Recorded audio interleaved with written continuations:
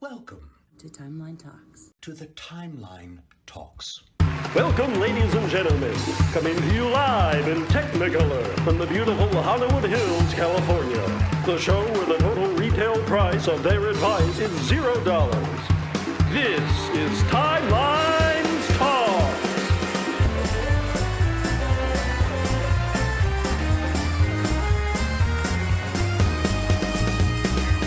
Featuring guest stars, Morph action figure collector Kapla, It Stars and Garden. Also featuring Joey, have you ever been in a Turkish prison? Look out, it's Automaton 2000. And now, the man with the chatter, he doesn't have a bladder. Here's your host, Captain Idol.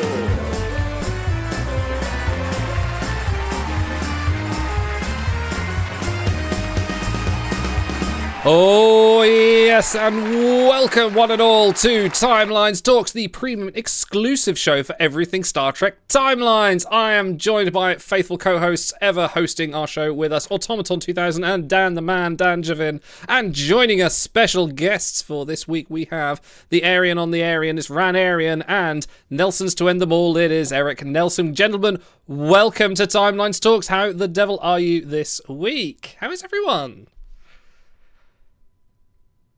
And now you talk. Very good. Don't just nod, the podcast needs to hear you. We're playing chicken now. Yeah. The gauntlet's thrown. Everyone go Is that how it works? We're supposed to talk? Oh, yeah. That's how it works. I'm new here. One day we'll have the sign language acceptable version, and then that will go.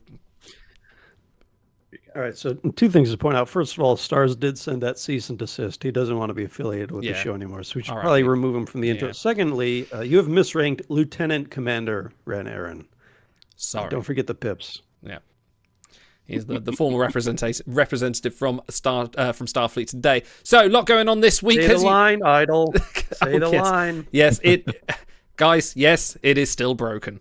We've got a lot to talk about with equipment and the questionable launch that's happened over this last week. We'll be covering that.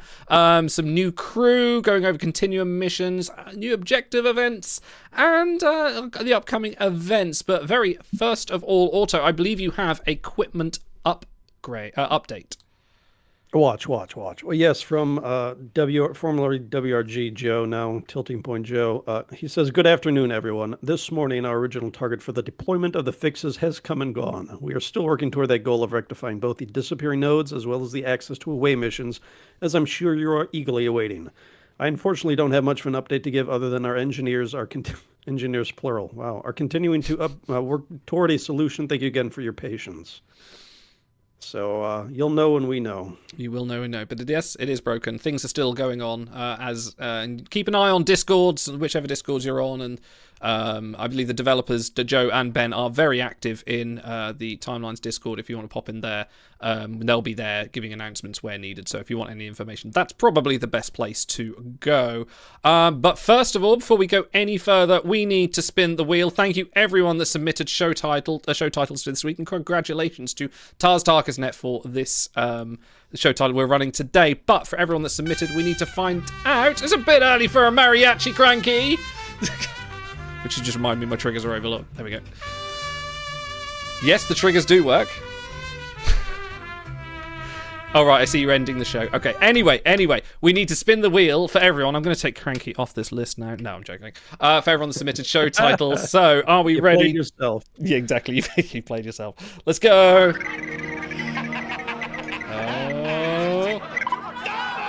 Darbo, low-cost monkey, send us some information when your sub expires, and I will sort you out with a new, fresh Preem subscription. Let's get to the fact of the matter, as Stars would say. Gentlemen, new guests, Renarian and Eric Nelson. How devil are you? Let's start with you, Eric. Where are you from? What do you do? And how is your roster? Still broken. Okay, good.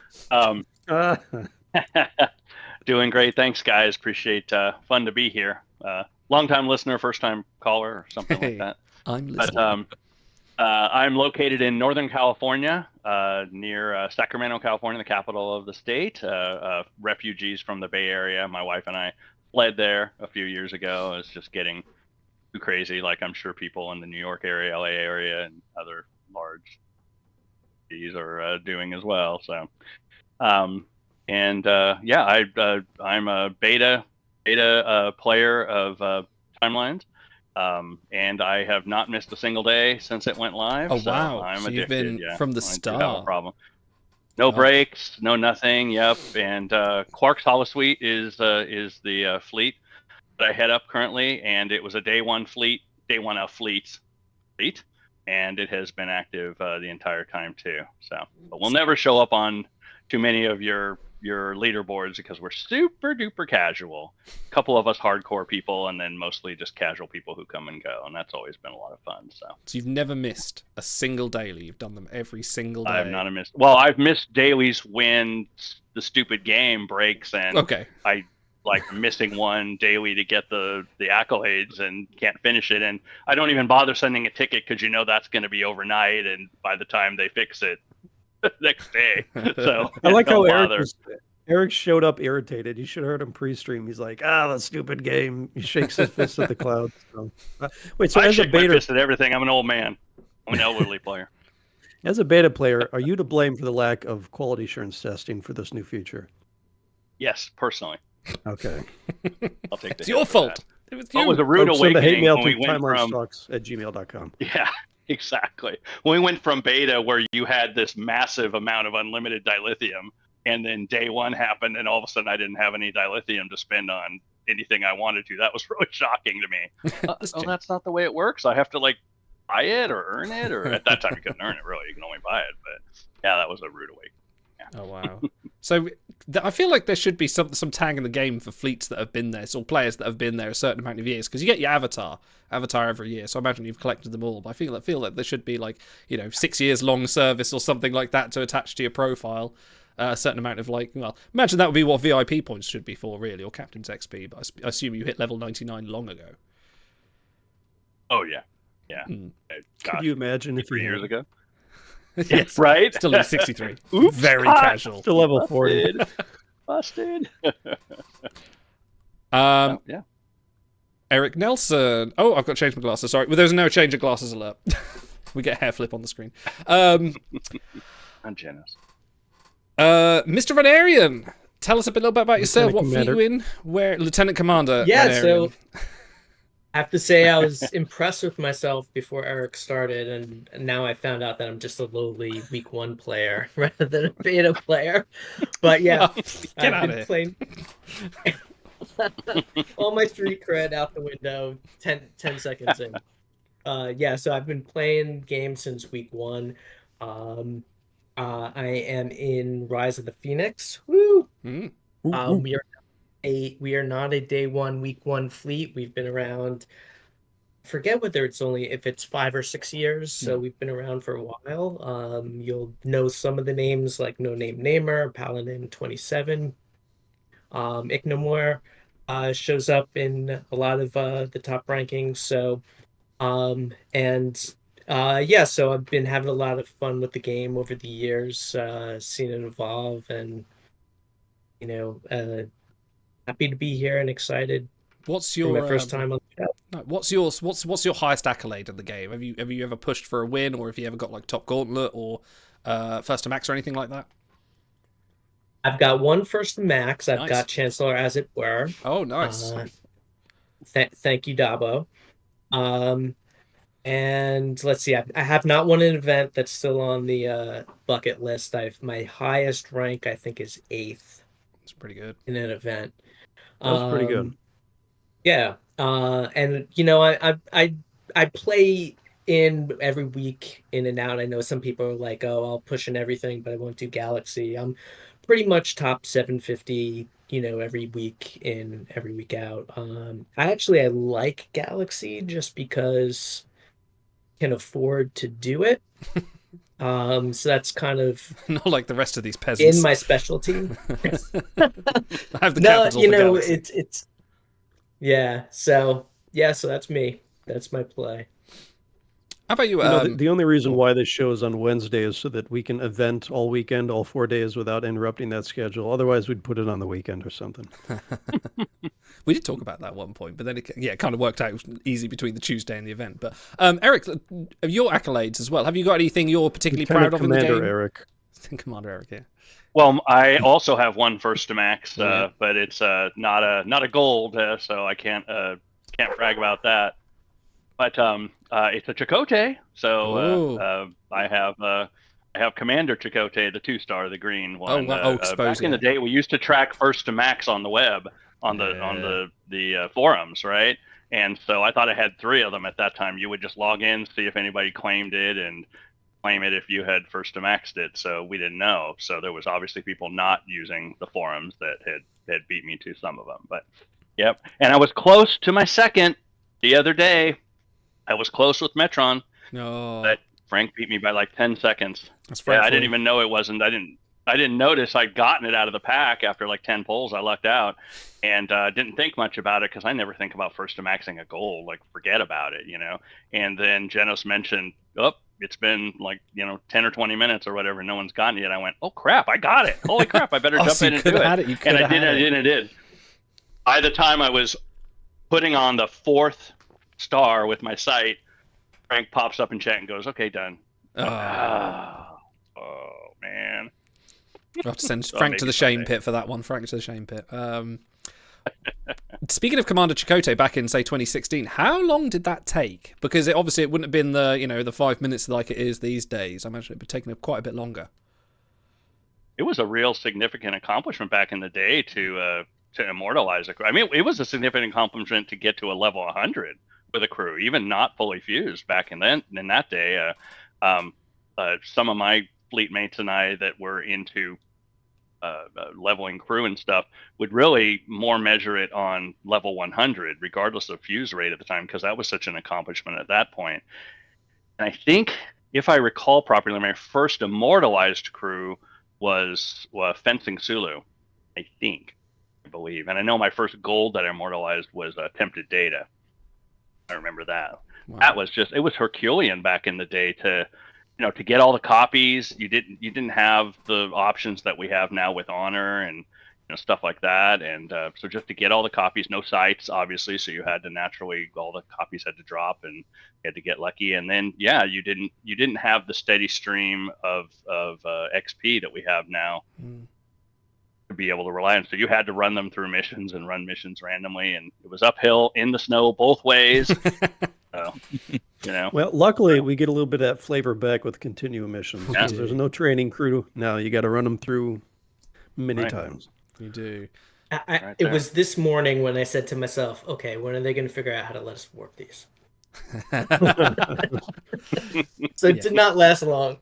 Give him another year. The IP-15 already has that ability, so I've been warping them all morning. Get good. Speaking of continuum missions, shall we have a quick update onto what the state of it was? If you weren't along for our stream on Monday, have a look back on the live channel on our YouTube, and you'll see we've got a stream where we basically go through continuum missions, what they do, how they work, how much dilithium things cost. Thanks, Frank, for spending a lot of his considerable amount of dilithiums in a kind of sacrifice play to show us what the maxes are like there. But yeah, if you want to look at the actual gameplay and as much as it works, because it actually managed to hold up then. But there have been a few issues. Otto, Dan as well, talk to us about some of the issues that have been happening over the last couple of days since launch, because it's not been the best launch. Yeah, that's for me. Well, actually, I got a good segue here. So I still have my my Halloween costume. I don't know if y'all can guess what it is here. But okay. Yeah, I'll give you a hint. This door is locked.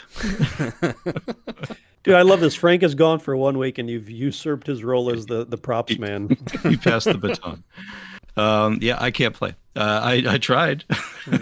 I tried running missions blind, and I've been very patiently waiting. And I know that Ben and Joe and their team are working tirelessly. I'm in awe of their ability to still communicate level-headedly with us, and I think that for the most part we've been reciprocating in kind. I am still excited. It hasn't worn off yet. Man, I can't wait to get my hands on it. There have been some workarounds. I know that Idle, you've been sharing, and Otto, you as well, have been sharing a lot of details in the primary Timelines Discord to help people who can't see the nodes. so that you can at least get a glimpse of what they look like. Some people are able to at least run them blind. And from what I understand, those nodes will appear. But on my account, it just wound up with an empty tank and 12 hours of cooldown. So unfortunately, that's where my story ends today. So these, Otto, how about you? Have you done better? Do you have the Braille option enabled in your settings? I believe that's the key too. It's all been bumpy for me. I don't know. Oh, but oh wow, it's like Biggs here. Like combination of Frank and Big. One thing to note as well, these missions aren't completely random. They are already existing set missions like a Vedek's Trail and Welcome Infinity. So they quite literally plucked them out of the galaxy map and put them in a continuum mission. So you can only play them one place at a time if you're lucky. Yeah, they plucked them out. So Eric, how many cats do you have? Oh yeah. Oh, cats? Just the one. We had 4 when we moved up here, but she's the last one standing. And then I got this meathead down here. Dog that he knows something's up, so he needs to calm down. But it's like they're talking about their timelines again. Yeah, they pluck the missions so well out of the galaxy map that once you complete it on Continuum, it uncompletes it on the galaxy map, and you have to do it again. But I believe there is hopefully going to be a fix for that, which I would presume is just going to be let's just unlock it for everyone, because after about 2 months of playing, you kind of do that anyway. But oh wow, I didn't know that. I have to go look at your galaxy map. There's been some significant farming locations which have been affected, like in Infinite Welcome, and I believe the first mission in 1-1 has been affected. So good job there's no galaxy this weekend. It is in fact a faction, so they have 1 week to kind of get it sorted. Otherwise there's going to be a lot of angry pre-farmers out there. Well, I'm angry because I still need to spend my 400 crons for this week's objective event, and it snowballed too, hasn't it? Because it started out with just a couple of missions that were blocked, and every time they released a new set of these continuum missions, it wound up freezing more and more and more of the galaxy map, and now it's I'm gonna hold on and. I mean, there's been numerous bugs. There's been people have been opening their continuum missions to find everything's blank. There's been the whole galaxy map is blank. You know, if you have these issues, there have been people that have been locked out entirely. Also, was there a way you can like soft lock your account? People have been saying about. Yeah, early on, it had to do with equipment tutorial. Like when you go into your crew screen and then start playing around with equipment, you get some dialogue from Q. And if you exited out of there instead of just following through all the prompts, then it would soft lock you. You have to contact support for that one. I don't know if they fixed it or not. I believe they have. And then I heard there was another soft lock that had to do with the missions if you have a blank screen. So, as the kids say in the vernacular, shit's fucked, yo. But they are working on it. So.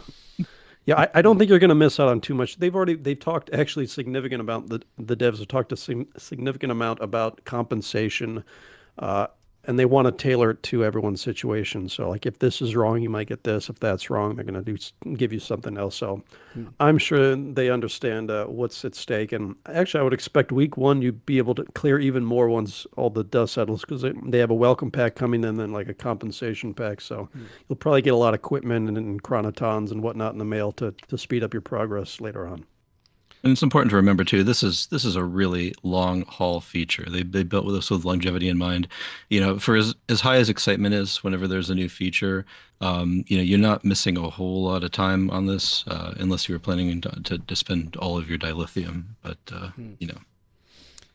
Yeah, there's a lot going on. I've been quite successful running it. I've managed to clear the first normal missions this morning. There's a bit of a wait. I just want to get Eric and Rand. Let's put you on the spotlight here.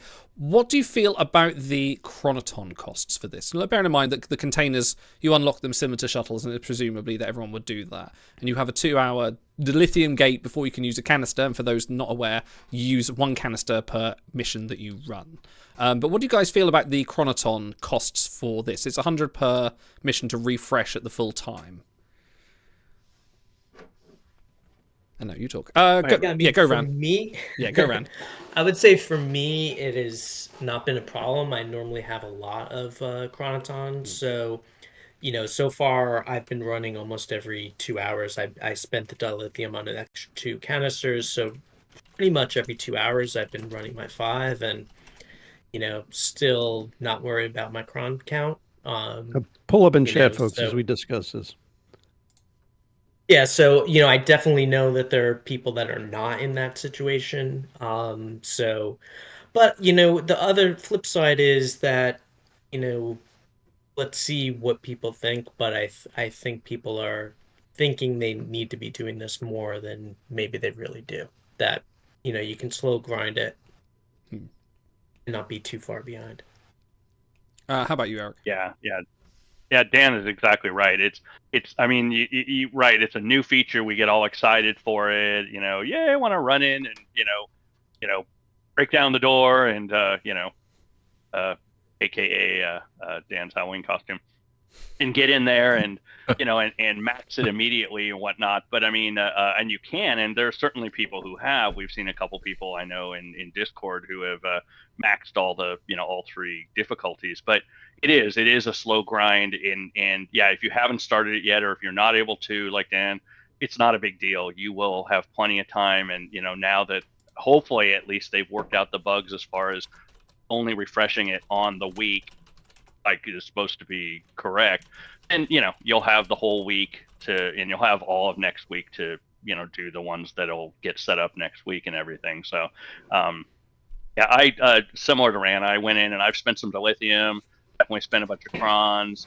Whenever I have a few minutes, I've been doing it. I think the biggest adjustment to me has been voyages. I noticed right away, since it went live when I had a voyage already running, all the people that I wanted to run through the missions, practically all of them anyway, were in a voyage already, because I'm running my best people in my voyages, trying to get those rewards and 14 hours or what have you. And so I'm having to exclude the top voyagers now from my voyages before I run them, and then I have those guys available to work on. And I figure long term and kind of work that out to where I rotate some of them, like let these guys voyage now, and then I'll work on some other crew or something. But I mean, it's another thing that speaks to the long term, I think, viability of this kind of this game mode, is that take your time and work on crew here and there a little bit at a time, what have you. But I think it's been fun. It's been fun to be able to get back into doing away missions again, and kind of like Ben said in one of the streams, even though they're never probably going to reinstate my favorite event type that went away, which will remain nameless because everybody hates it except for me and Jenith and a couple other people. It does kind of scratch that itch, I think, for running missions. And I guess it's not a bug idle. It must be a feature that they've reset all our Galaxy ones on purpose so that we can scratch that itch even more. So relive the golden moments. Tilting point. Thank you, guys. It looks like most of the people in chat think the chronoton dilithium costs are either reasonable or a back off on the dilithium. Just have us pay chronotons to participate. My next question for everyone, really, and everyone in chat as well, chime in on this. What are you going to use equipment for? Like, a lot of people have sort of been, saying, like, oh, I'd use Gauntlet or upgrading my Voyagers. Maybe I can hit that elusive 14-hour that's sort of now started to be broken, or maybe just for the sake of equipment itself. Dan, when you get into it, what are your plans?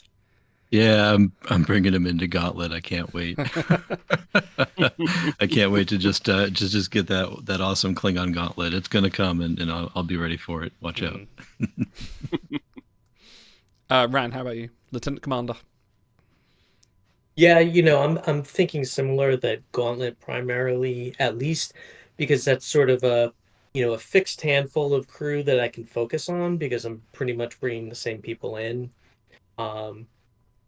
And have to see what it can do with voyages. I'm sort of actually, I saw someone raise a really good point on Discord. Is like, I love a 12-hour voyage. I set it off when I wake up, pretty much sometime around bedtime, recalling it, and let it recall overnight. Once you start getting too much further out of that, then you're not necessarily maximizing your time, but I feel like, yeah, that comment was also, addressed to the fact that, as part of your day, you want to be able to send a voyage off, recall it, pick it up the next morning, and have your rotating, and it seems like 12, 14 hours is sort of the limit on that anymore, and you're starting to lose track of your dailies, so there may not be as much of a push for that as we might think. Pull up in chat, folks.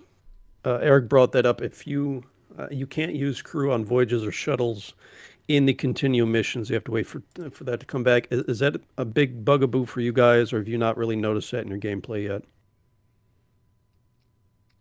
And then you talk. Please change, please. Mm. That's annoying. Yeah, I've got to say, because even if you exclude your top level voyagers because you want to take them through the missions, well, then you send your second level. Well, what if you want to use those two? It kind of really limits the kind of configurations you can use. You're kind of stuck on running those same crew over and over and over while you wait for that voyage. So I have bumped up against it. I don't like it personally. That was a little painful on our live stream the other day when I brought my alt in. My alt was in, got to use the feature for about 10 minutes, and yeah, I couldn't even clear the first node because everybody was off on a ship. So there you go. Yeah, it is a bit of a pain. I think it depends on how wide your roster is as well. Like if you've got if you're a Frank or another collectible, and you'll have a big crew, and you don't mind say, oh yeah, on this occasion maybe I'll just run second best in a 10-hour voyage to do this. I think it depends, but yeah, I mean it's not a factor for skirmishes, it's not a factor for Gauntlet. So why is it a factor for this? It does seem like it's again another legacy component of the away team missions, where that's kind of the only thing that had mattered in the early game, when it was a bit more of a challenge and you had to consider your voyages next to your unlocks. So actually, Dan, you brought that up in the Big Book podcast, which launched this week, and Idle failed to plug. Thank you, buddy. About you thought that they might roll back that restriction and allow people to use them on voyages and shuttles. I find it ironic that for a new feature that has basically a 12-hour timer and you want to hit that right in that window every time, that's restricted. But when you have 4 days on the weekend, for a skirmish event, there's no restriction there. So that should maybe even be swapped. I mean, I don't think there should be a restriction at all, but if you're going to have it, you don't really want to restrict when people can do it. If they're waiting the 12 hours, just let them do those missions right when the timer's up. It's okay. Just to say, I support the restriction when there is a reward that is commensurate with it. If voyages now have a lot more value because of the gold crew that can drop, they're fantastic. I don't necessarily mind my crew being tied up on voyages and then unusable for certain aspects of the game. Shuttles, not so painful, but especially for a new feature, make some sort of allowance. And I said this on the Big Book podcast, but this was also there was an issue using crew that were on voyages at the beginning of Fleet Boss battles as well, and that got rolled back quickly. So we can hope. Yes. For podcast listeners, what is your opinion on that restriction? 75% say please change, and 1/4 dislike it but can live with it. I don't know if anyone answered you, Rigel, in chat, but spending chronotons to refill those canisters does count for the weekly event, the objective event. It does. Yeah. Yeah, and the same with spend. It looks like it will count. And running missions as well. I've completely forgotten what I was going to say. Nope, that's gone. I want to talk a little bit about QP, which I don't even know what that stands for. I think quantum points. It's something points, Q does by himself. That is the experience points you need to unlock your 4 equipment slots. The cost scales 100 up to 1,300. You get 25 QP per mission run, meaning every crew you want to have 4 equipment slots, and you have to run 86 away missions with them. Is that too high, too low? Have you guys noticed that as you're grinding through yet? I feel it's fairly okay. I feel like that shouldn't be something that could be done day one. And you've got to do that to every member of your crew if you want to be able to put the boosts on them. So I feel like there's a little bit of strategy in that. And like I said about this game before, it's a marathon, not a sprint. You take your time over things, and it's nice being in the later end of the game to have a bit of a long-term objective. But yeah, what do you guys think? I pull up in chat for that right now, by the way.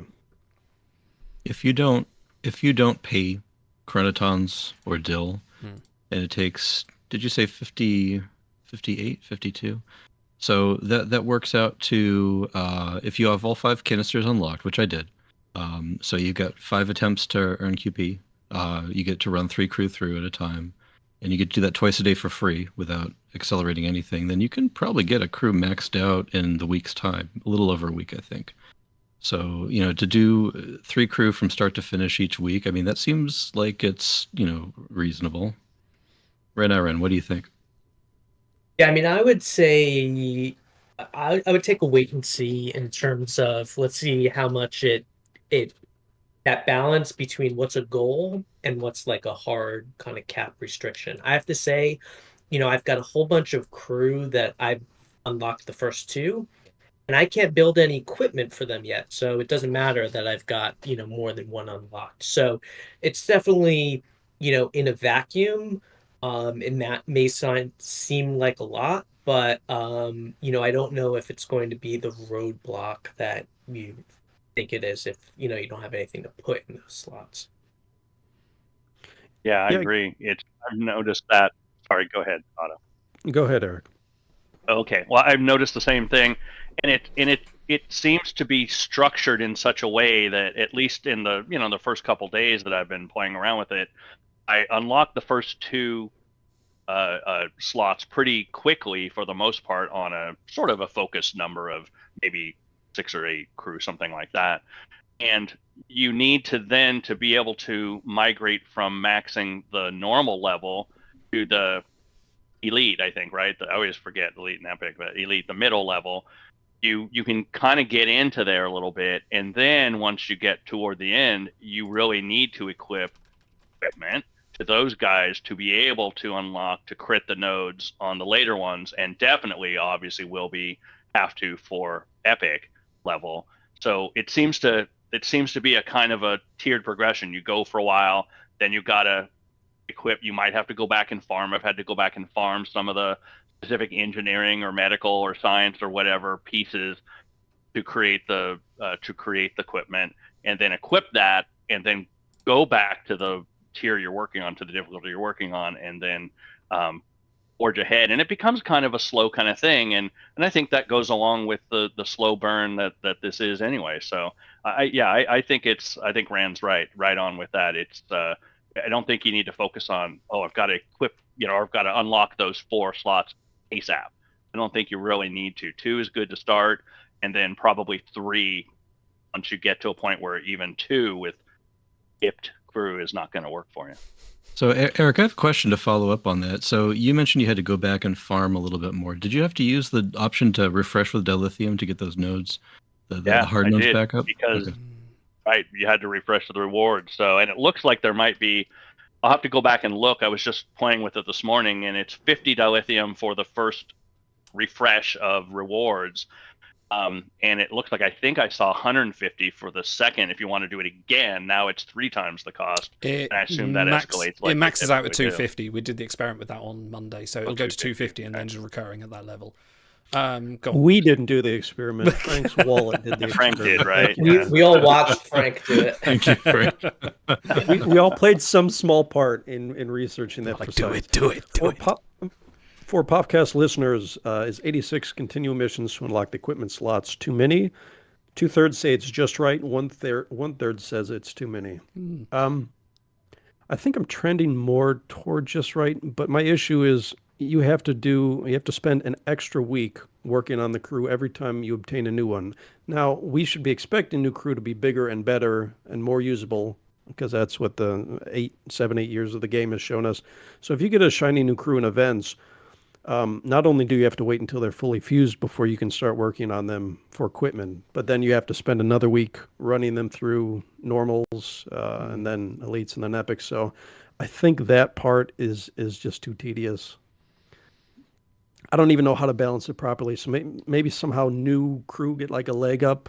Maybe one slot unlocked for free. Maybe you unlock the first slot. I don't know. I think it comes to those weekly rewards, doesn't it? Like at the moment you complete normal, you get your merits, don't you? I think if that's a bit more attractive than merits, maybe if they put something in there, you won't feel so bad putting in, just running your Nancy Headfords or your whatever you've got recently in there just to level them up, because you think, I'm actually going to get something out of this, so it won't be too bad. Weasel asks, the equipment stays or resets at the next round? The equipment has a timer on it. I believe that's what he's inferring to. So when you put a piece of equipment on a crew, they'll have, depending on the rarity, a maximum of something like 7 days, either like 1 day to 7 days actual activation on it. So you'll get that boost for the week that it was run. So, take from that what we will. The slots that you unlock will be permanent. Those don't change over. Yeah, the canisters you get they are permanent, but and the slots you get on your crew. Another pull up in chat. We're just going to keep running around the topics. I want to ask you guys what you feel about the temporary nature of equipment boosts. Uh, I know we've talked a lot about collections since they came out and have been expanded. People like chasing that permanent boost. It makes their whole roster better. These are temporary, just 1 week, but I've also heard, the pro side for that is you have to worry less about gauntlet walls. You don't feel the need to chase the power creep up the ladder that everyone else has. Where do you guys fall on that? We'll start with Lieutenant Commander Red Aaron.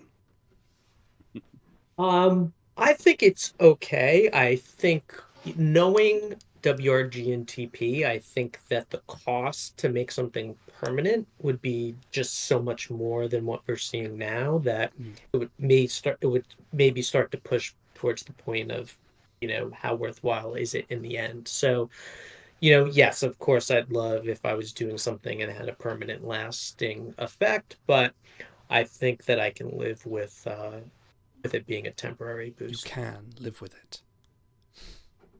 You can and you will. I Raise agree. that in dialogue. I think I have two kind of opinions. The power gamer in me wants it, permanent, add it on, power creep, go nuts.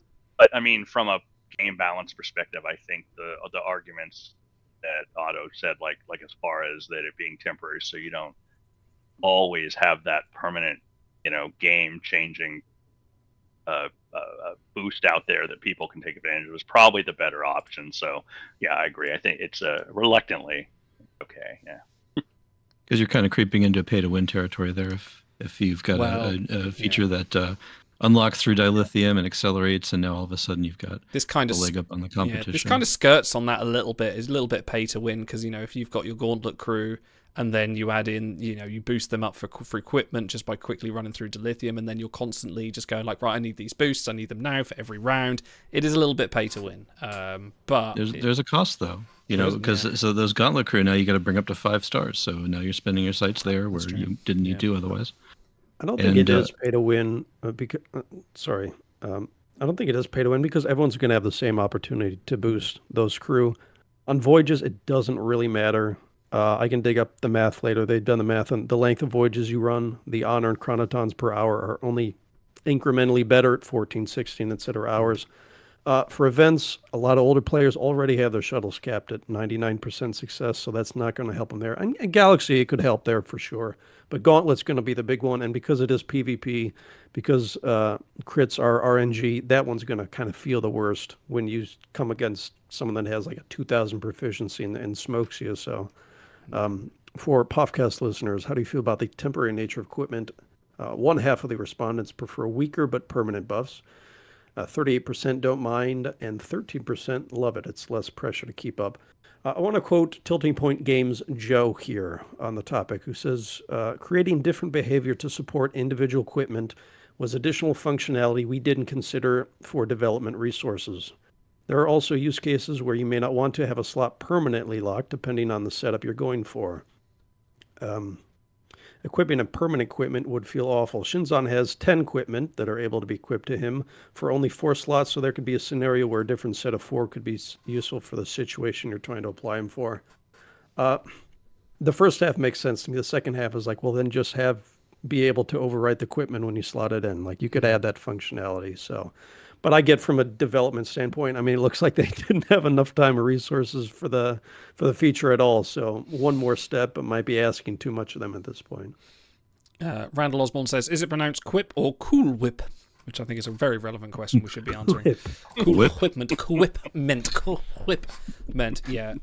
It's been interesting to see this launch, and it's been interesting to see where they've pulled this from.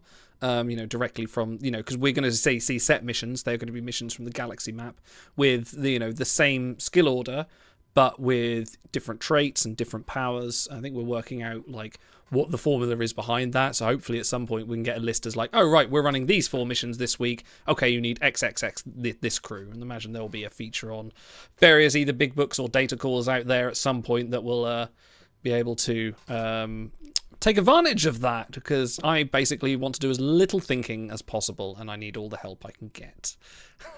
Or is that just me? Don't all answer at once. I'm fighting my urge to pick on you, but I'm going to be classy do it! this time. Pull up in chat, What's stopping folks. you? how many Chronoton canisters do you think you're going to have?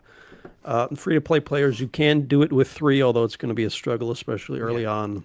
The costs are 1,000 and 2,500. They are permanent unlocks. Personally, I'm just going with 4 for now. I unlocked the 4th one, but that's good enough. Marco Baker says, I really don't see the benefits, especially if you aren't going to burn through your resources. No one in my fleet seems to see the benefits, and then nor are they willing to use the resources. And Walt says, yeah, don't forget the capitals. Sorry, Dan. Sorry. Do you have Dan's here. If he wants to defend it, that's got to be up to him. You know, we shill Walt's our got your stuff. He back. can shill his stuff. Thanks, Walt. Now we just need to get Kelly's planet in here. We've got the full trifecta. Shall we move on to anything further on equipment? I have a lot more further. Please. Don't let me stop you. I want to talk a little about the beta test. People have been bringing that up a little bit. Why didn't you beta test this? Why didn't you ask players' input? Years ago they had the player council testing certain things, and that became an issue, so they disbanded it. But again, with this being such a bad rollout, the question came up. I want to quote WRG Ben on this, who says, it is a lot more complicated than it sounds. We can't release the beta for only 10% of players because this is a competitive game, and features like this give those players a competitive advantage. It's a tricky problem, but I'd love to talk more about it in depth. We used to do this and players freaked out. The phrase competitive, advantage for 10% of players. Well, right now you have players like Frank who are running 40-hour voyages, and you have players who can't even access the thing. So in terms of competitive advantage, you go from maybe a beta test pool of a dozen players to now tens of thousands of players have a huge field disadvantage or advantage. So I think really that the topic needs to be discussed and brought up. It does spread the devs a little thinner, and they frankly can't afford the time in the moment, but it may help. Big issues like this, how many small issues like the yellow crew filter came up immediately when players saw that? That's the kind of feedback that they should be getting ahead of time. Yeah, and I mean, like you said, Eric, before, you were a beta tester for the game, and you got given unlimited dilithium to do what you will, and when it comes to live. But I feel like there needs to be, if they haven't got the money for a QA department, just getting some people with some actual eyes on it, going, "Oh, this is broken. Oh, this is what you've done," and then maybe like they need QA. That's the end of the And then to Otto's point, it may not be. I mean. And they did used to do this, and they used to be a lot more involved with the community back in the day when Becca was the community manager. And we had like a line chat where a few of us would talk with her and some of the devs, like Alex and like that, about these kinds of things. And there could be other ways that that you could do a QA type of situation without saying, okay, you get access to the game and nobody else, or these game features that nobody else does, or a sandbox or a test or something like that. And my talking usually has that effect on people. I don't think they do start stroking their triples when I'm talking. I had a request. Oh, Dan, don't feel bad. There we go. I will keep the sound off. I'll stroke the triple for the chat. Like the gold crew art that seems to be universally hated, almost universally hated anyway, from what I've seen. You don't need access to the game to see that and to go, huh? And ask questions about it or give your feedback on it. A screenshot would work. So, and they wouldn't have to have a whole QA department, a sandbox or a test system or anything like that. That would literally be them sharing from because I'm sure they do have, their test systems, what have you. They can share what they've got in development with, whoever they identify as, almost like focus groups or something like that. That's one option. Maybe there are probably others too. I'm sure people who know way more than I do. Pretty much everybody. Yeah, I think a lot of this... Yeah, go on. Sorry, go on, Dad.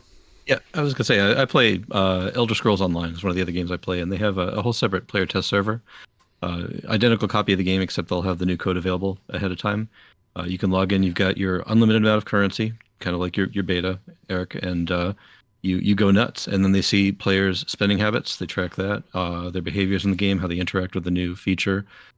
So they get a lot of metrics from that. And I know, I want to say, I think it was for Fleet Boss Battle. We got to see it it was crew retrieval. We get to see some screenshots early on of the crew retrieval system, and they definitely have some sort of test server in a certain version of their application that links to that. So you don't have to wreck the economy to be able to give people access to at least do some real basic interaction with the game. It comes back to what happened earlier in the year with the mass layoffs they had and the dissolution of WRG into more tilting pointers. I think they don't have the resources they used to in regards to to testing features, and they've got their engineers, but the example of playing a continuum mission doesn't it locks the Galaxy mission it's linked to, which sort of tells me that no one's kind of playing the game as the rest of the player base are. Otherwise that would have been flagged up immediately, which is a bit of a shame, really, because that's kind of one of the first things that happened. It's extremely difficult for us to know. The hypothetical question is, would having a small beta program or public access beta program produce a better rollout than this was? And it's easy to say, yeah, because it hasn't been a good one. But, it's just hard to know. For podcast listeners, how many Chronoton canisters will you have? 75% say 5 time, 5 Booker T. 25% say number 4 is cheap enough, they'll stick with that. And no one in our very whaley respondents are sticking with 3, although I'm sure some of you are out there are. One more pull up in chat, because I just love polls today. And this is just for the people watching on YouTube. This is actually on Twitch chat, so apologies. I can't get a YouTube chat out there as well. And this is a question I want to hear from everyone on our distinguished panel, starting with Rear Admiral Eric Nelson. How are you finding the new feature so far, and what do you think long-term your interaction with it will be? I really love it so far. I mean, it like we've talked about, it kind of scratches that itch to get back onto the Galaxy map in a way, and do missions, do away missions. And it seems easy enough to ignore for someone too. I mean, as long as you're not gonna do Gauntlet probably and get steamrolled by Dan's massive amounts of 2,000 point juggernaut there. That aside, it seems like something that's easy enough for people who are casual to the point where it's just too much, or the time commitment's not good, or whatever. It seems you can ignore it or dabble in it as you wish, and those of us who like it or want to go hog wild can really get our teeth into it. And that's what I've been trying to do so far. And I just remember it goes back, I keep going back. I know I'm old, I'm an elderly player and person, but when the game first started, you picked it up for 10 minutes a day and you were done with the entire game. You were done for 24 hours, pretty much. There was really not much you could do. We didn't have massive cron balances like we do. We didn't have voyages and things like that. The options were fewer. So, you had your 100 crons or whatever, you spent them, and it's like, okay, I'm done. You didn't have dailies and things like that. So it's just so nice to see a game mature like this and have all these options for things that you can do to actually play the game, and so if you don't like Gauntlet, don't play Gauntlet. And I most of the time don't. I can't stand Gauntlet for the most part. I only go in if there's a new crew and I want to grind and get that new crew, and the new Beholds has been awesome. So I went from missing crew that had been out for a long time to being able to go in and those I want if it comes up. You got 3 choices, which is pretty good, and so that it's just really nice to see options in the game. So I think this is a great option. I'm having a lot of fun with it so far, breaking aside. Pull up in chat, folks. Let us know what you think about the new feature. Lieutenant Commander Ran Aaron, chime in for us. Yeah, I've definitely been enjoying sort of the learning curve, and I'm at the point where I'm finding like, okay, I thought this was the crew that I had to focus on, and it's like, but wait, this week, this crew has 50 more base, but this one, the trait is going to push it over, and so that I'm gonna have to work on this crew instead. So it's been fun, sort of figuring out what can I, what's achievable with the crew that I have, and who's going to need equipment instead. And there has been that, like, okay, but he's off on a voyage, so I'm not going to be able to hit that until later. So it's been fun so far, I think. Who's next on the wheel of opinions? Also, Yeah. Oh, sorry. No, go on, Dan. Yeah, give it to me. Yeah, I Give it to not him. be not being able to directly interact with it is actually give me some time to just kind of observe, and what I've seen is a real win in flavor. I'm excited. I'm excited to put these equipment on my crew. I want to give a Klingon the sort of Kalas, just so long as it's not actually Kalas. He can't hold it, but the other Klingons, they can have it. I want to put the Orb of Prophecy and Change on my best Kira. I mean, that's fantastic. Who wouldn't want to do that? And it feels a little cheaty too, like just being able to assemble Voltron and put like all the best things from all the corners of the game that I interact with, and just make this overwhelming force and maybe achieve 16, 18 hour voyage or whatever. It's and you can plan and you can scheme and you can manipulate the game to achieve that. And I think that it lets players play the game in their own way, in a way that they never could before. And with just really awesome new artwork and flavor. So yeah, I mean, it's just, I think in those aspects, it's a big win. Go on, also. What are your brutal, honest thoughts on this new feature? Well, I'll shout out Reddit, who generally don't like new features. They're very antagonistic toward new stuff. I think they've called every feature so far super pay to win. Yeah, even though some of them have been really profitable for the non-spender. This one doesn't interest me. I don't. The biggest sticking point, I think, is the temporary buffs. This is a game where even WRG has had to admit it's become the Pokemon collection game. It's a card collecting game now, and so you work long term toward collections, toward getting all the art in the game, all your favorite crew and stuff. And so the temporary stuff sits at odds with that. And I don't like the feel of that in my own play. I don't want to work, meticulously check in 30 times, or well, I guess divided by 4 or whatever. Check in, 13 times during the week to farm all this stuff, which is only going to help me farm the next 13 missions next week. So I'm just not feeling it. It's always good to see them do a new feature, though. I mean, it's not generally something that comes out right before the game shuts down, unless it's like monumentally bad. So, and they've already been talking about the next things in their sites. A voyage event or a galaxy map event if it's fixed by then. Sorry, Ben. So, it's not for me personally. I think it's really fun at the start of a new feature to see all the engagement from the community, and that's been actually my favorite part so far. Yeah, it's been very hands-on. I think I like it. I am still experimenting. I enjoy running missions. I enjoy getting crew out. Like, I bought Captain Tribble recently. I get to use him. That's great. There's something he's useful for, not just like on an invisible shuttle somewhere. I'm actually looking at his stats and looking at his art, because that's the other thing on these missions. You're looking at all the art as they're going on different things. So that's another, I feel like I'm sending Captain Tribble on this mission to go do this. That's a cool thing. That's why we all liked away missions back in the days. I like that. I'm talking bugs aside at this point. Let's assume in an ideal world where this is all fixed.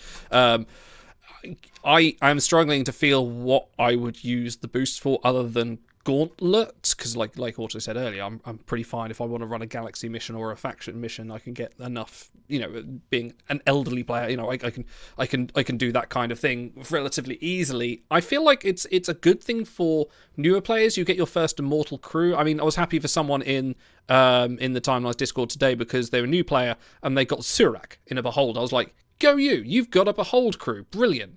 If you get a few more stars on him and then you can put some equipment on, maybe you could actually be a bit competitive in Gauntlet. But Bro, a new player to get 4 citations and then he would need the 5 other skills covered to access the missions. I don't think he's going to be able to utilize this. I know, but still, I was in impact. I was happy for him. But yeah, I am hopefully optimistic that there's going to be some surprises in here. We're still running like numbers on things of how it works behind the scenes, and like eventually we're just going to have crew that can do epic in just like one run and things like that. So we'll have to see. We'll have to see what goes on. I'm enjoying it for what it is. I maybe would like to engage with it more. Like every time I pick up the game, I'm happy I've got something to do with it, because there were times back 3 years ago when we were talking like when there wasn't anything like this. There was no boss battles. There was no retrieval or anything like that, where we're just like picking up a game, going, right, done my voyage, put it back down, see you in 2 hours. But now, so I'm like thinking I'm going into my continue missions, I'm looking at my cron counters, like, do I want to spend some crons on there? How much is it? It's like, oh, there's still 70 odd crons. I'll just wait another hour, I'll come back, and like, yeah, I for anything that gets me engaged in the game that I so dearly love, that it's a good thing. I know you'd like to move on. One last question for everyone in chat, everyone here. If you could pick one single solitary thing to change about the feature, what would it be? Dan, let's start with you. Turn it on so I can use it. You have the genie gave you 3 wishes, and you just blew all 3 of them, man. He's like, just let me use it, Dad.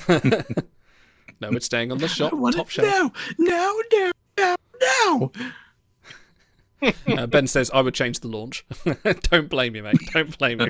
Bravo, man. Go on, Mr. Lieutenant Commander Ram. What would you add, remove, change? I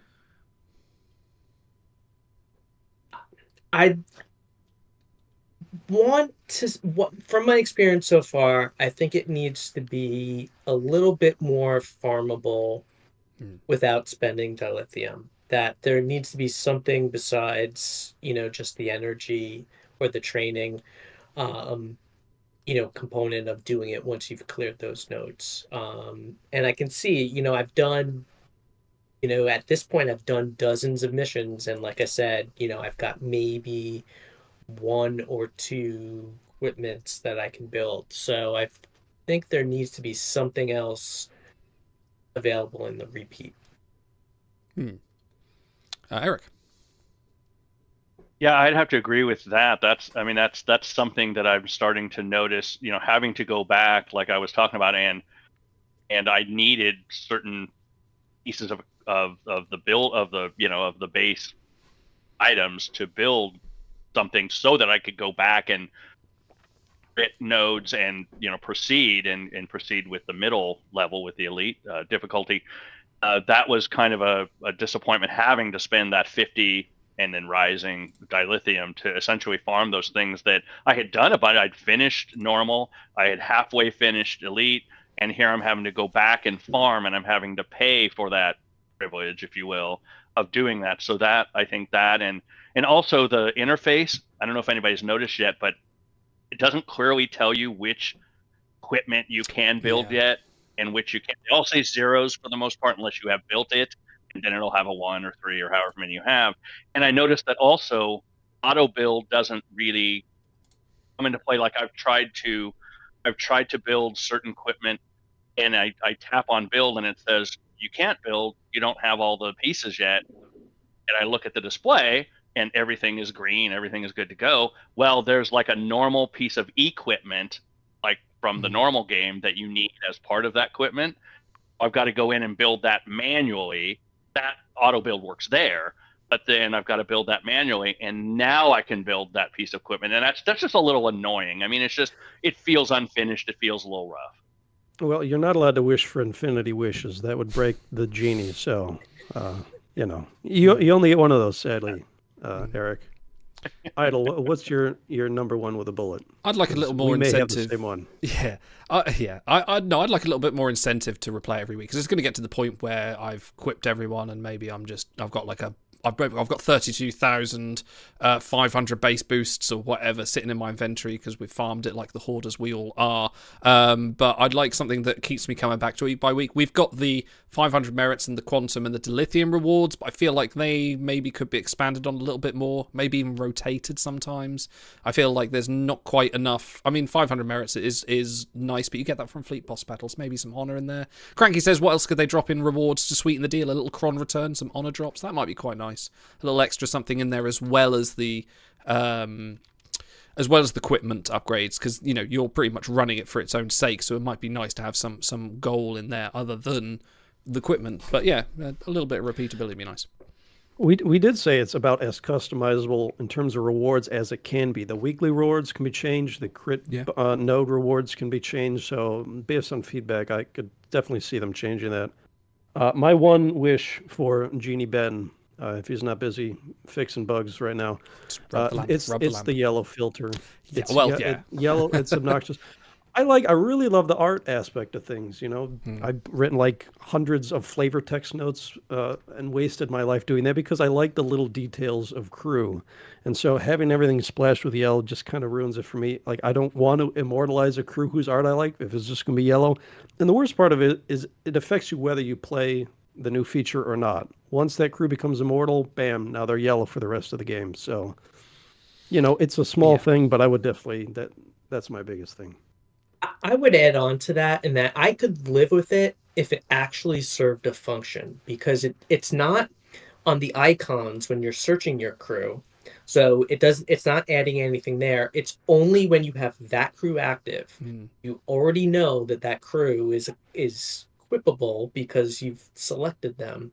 So it's not even really telling you anything. So it's like it's bad looking and has no functionality.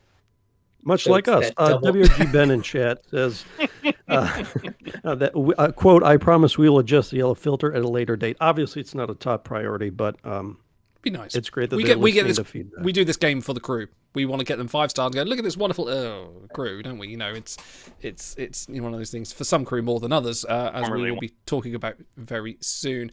So equipment, it's there. It's still broken, but they are working on it. Hopefully there'll be some more updates later in the next few days. Keep an eye out on various Discords and announcement channels and things like that. There will be updates. Shall we talk about some crew? This is me moving us on because we're getting very dreary and I feel like we need to crack a few jokes at the expense of WRG's main job. I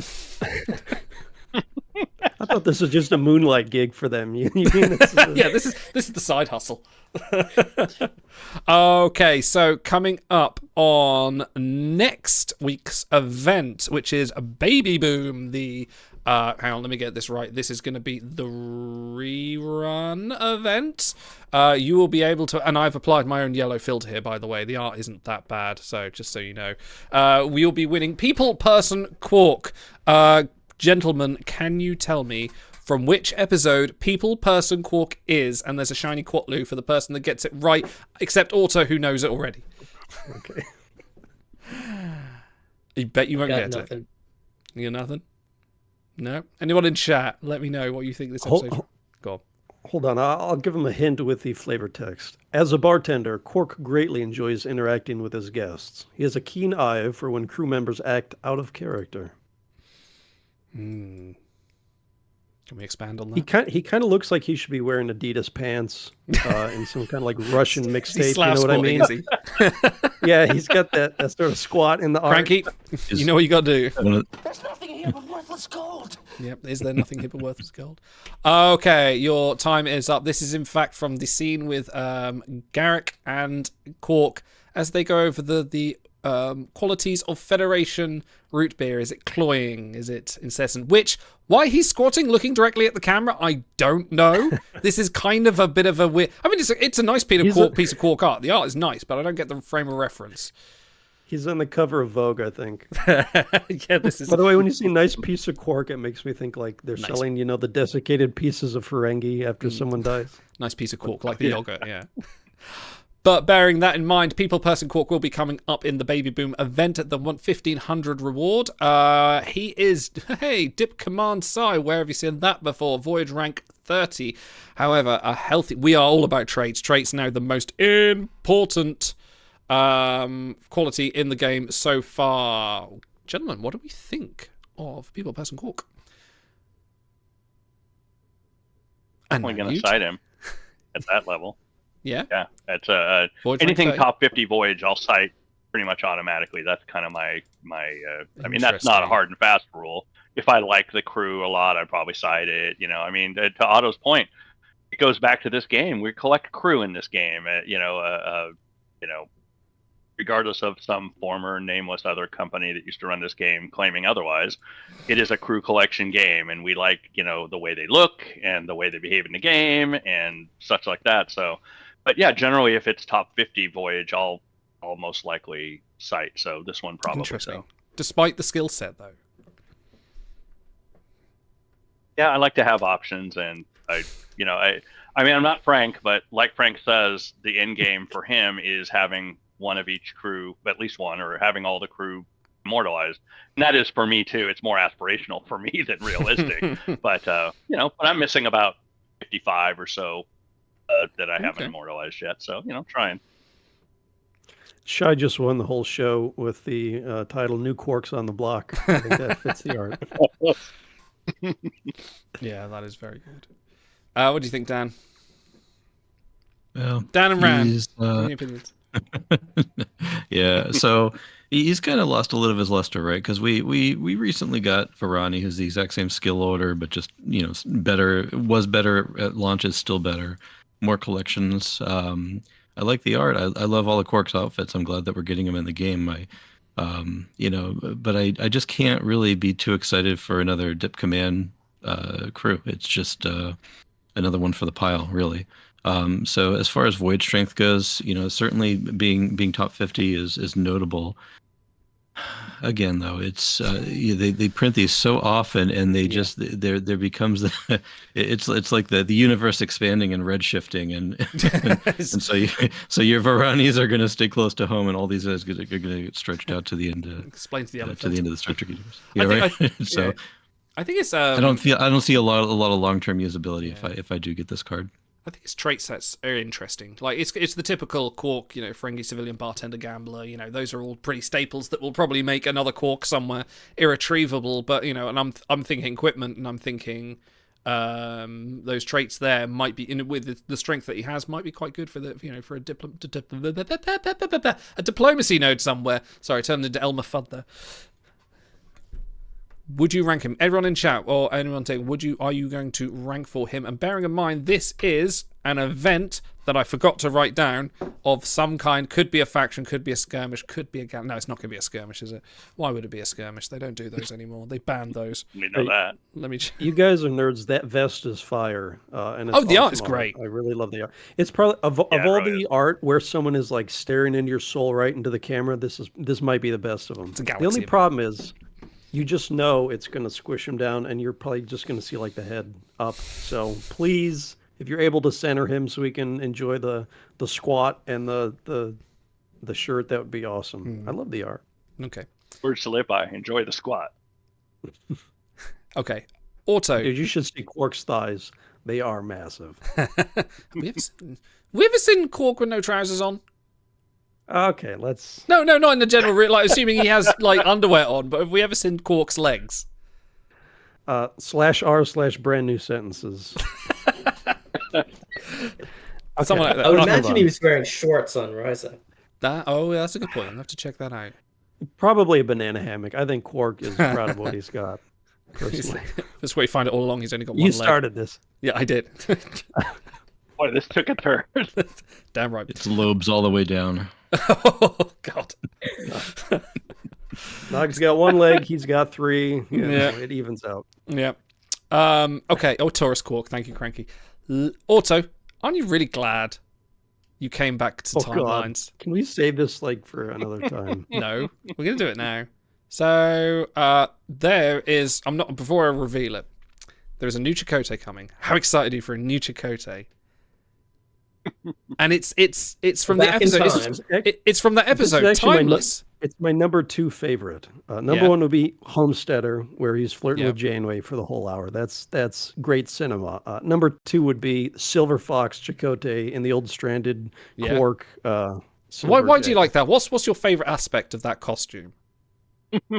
Robert Beltran is a handsome man. So him with the skunk streak in his hair, him standing there in command, in charge, that's a great look. Okay. I'm going to reveal a new... No, that's not Chakotay. Hang on. Sorry, I got the order wrong. Oh, there he is. The new Chakotay. Timeless Chakotay, which is going to be the next Honor Hall crew, I do believe. Where is he? Hang on. I can't see him. There's supposed to be a new Chakotay in this artwork somewhere. I'm not seeing it. Are you? Is this Chakotay? Is this the Michelin Man? I'm not sure. It's the Stay Puffed Marshmallow Man, I believe. I mean, Auto WRG and screwing over a Chakotay variant. Name a more iconic duo. How vexed are you right now? Do we need to... Chakotay, along with Kim, are the only survivors of Voyager's collision with the ice planet. After 15 years, they return to the ship to correct mistakes and save the crew. It's a great episode. I will unabashedly admit I cry almost every time during this when Kim has a millisecond left to save everyone he loves, and he finally figures it out, and he punches the code, and he praises the heavens, and it just gets me every time. So obviously, the Hunchback of Notre Dame with a fat gut blob is the best representation we could have from that episode. I mean, So did I'm glad to see. Beltran's lawyers just turn around and go, no, since that one comment he made a couple of months back, we're now scrubbing him from the internet, so he now needs to not be in anything ever. Like, they couldn't put his face in? Because that's an iconic Chakotay. I even have to admit, that's an iconic Chakotay look. Yeah. It's and artwork of a character that's not of a character is could be anyone an under odd there. choice. Any way you slice it, Could be Badgie under there. The idols set up aside. Who's under the mask? Reveal your face. That being said, this is an Honor Hall crew, and we are starting to see a trend of slightly better Honor Hall crew coming out. This is Command Psi End, which does need a little bit of refreshing in terms of skill order. The top Command Psi End at the moment is EV Suit Hemmer, who sits at Voyage rank 33. So having someone in this skill order at Voyage rank 15 is a hell of a shock to the system. So this is quite a good crew. Go on. Before people think they're going crazy, this crew is not in game yet. No. It was data mined, put up on Big Book by someone other than me. So, don't get mad at me. I love stats, all right? I wrote the Big Book. I just started a podcast about it. I love talking about stats. I can't even think about them when the art is so You know what I mean? By the way, pull up in chat. Who has the worst Honor Hall art? Borg Queen 7 wearing an outfit from a scene she's not in, or Stay Puffed Chakotay? Oh, that's a tough one. That's a tough one, because at least 7, you can tell it's 7 of 9. At least you know she's there.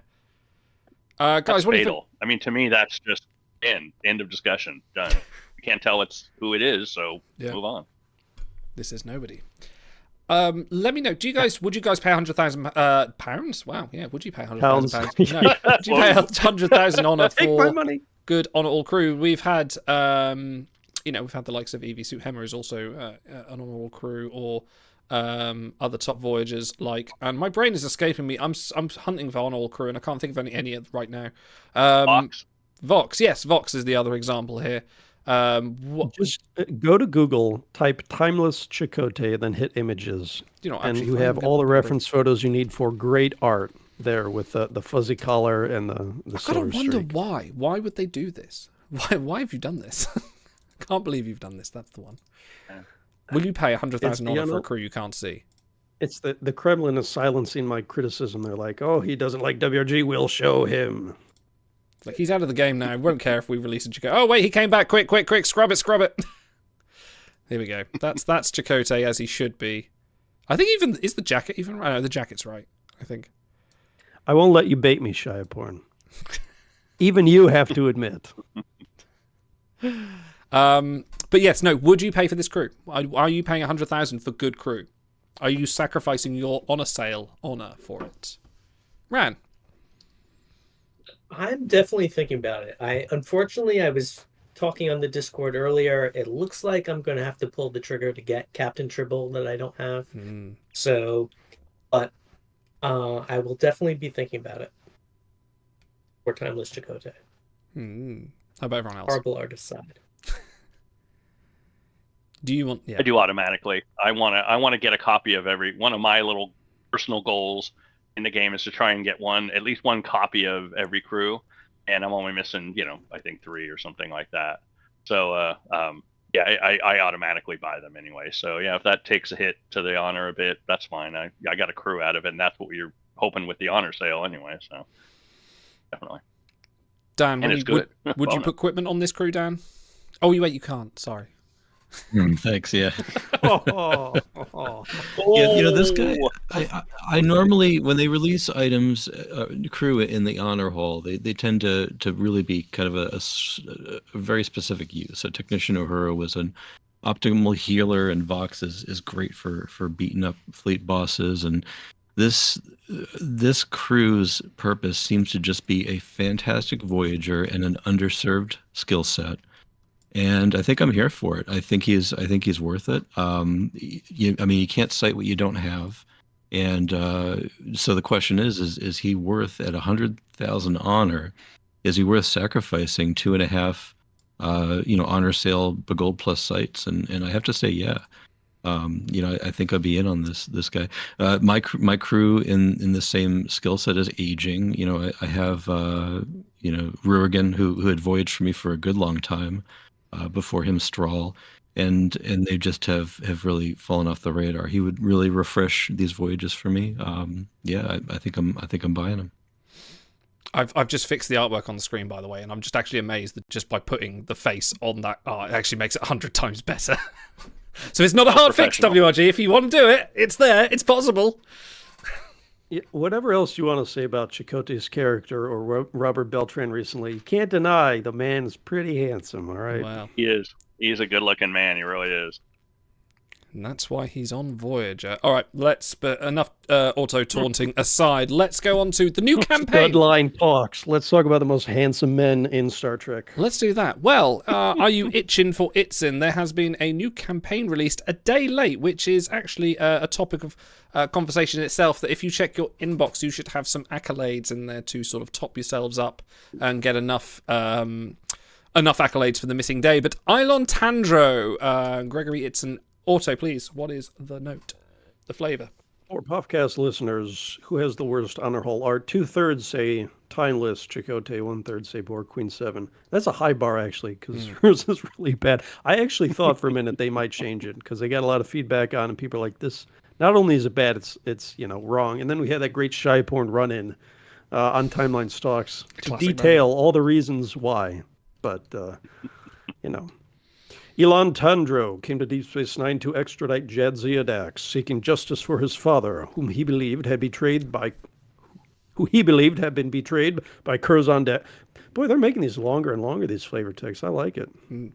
It's kind of tripping me up, but I like it. So I like the fact that after ages of us saying, like, wow, we're 24 fans, we love Gregory Itzin, he's been in so much Star Trek, we've now got like 3 different variants of Itzin in there. So yay, more for Itzin. Well, yeah. It's because he passed, unfortunately. Yes. But, by the way, it is classed by WRG. Like, who can argue when Nichelle Nichols, passes or Gregory Itzin passes to come out with a great card that everyone can use? Like, that's the reason why stats are important. You want to be able to use them, see them on your voyages, see them on your shuttles. So, classed by them to do that for beloved actors and actresses. And look at it. Dip Command Sec, but... This is the SETI Alpha Khan exception. Voyage rank number 4 with a ton of traits, like a ton of useful traits as well, not just collectionable, but also Voyage applicable and definitely going to be equipment or quipable. This is really hard to say. They need to not do quipable, quip usable, equipable, usable in Quip enabled, quip enabled. Yeah, I'm quip positive, quip adjacent, quip friendly. Yes, we're a quip-friendly stream. All right, quip it. Quip it real good. This is in the campaign. So this is the Uber campaign reward. So you'll have to spend for the Uber to get this one, 4 or 5 stars. I'm not going to lie, it's definitely going to be a sight up for me, like, instantly. It's why can't we have a number 4 Eng Med Voyager? Why is it always got to be seriously? When the days when Medic Reno came out and we're like, oh my god, they finally did it! They finally remembered they have other skill slots. And now you talk. Go on, Ran. I mean, I'll say that I am a infrequent Uber campaign buyer, and this is likely one that I'll pull the trigger on. I mean, same here. I'm there. Go ahead, sorry, Dan, go ahead, Eric.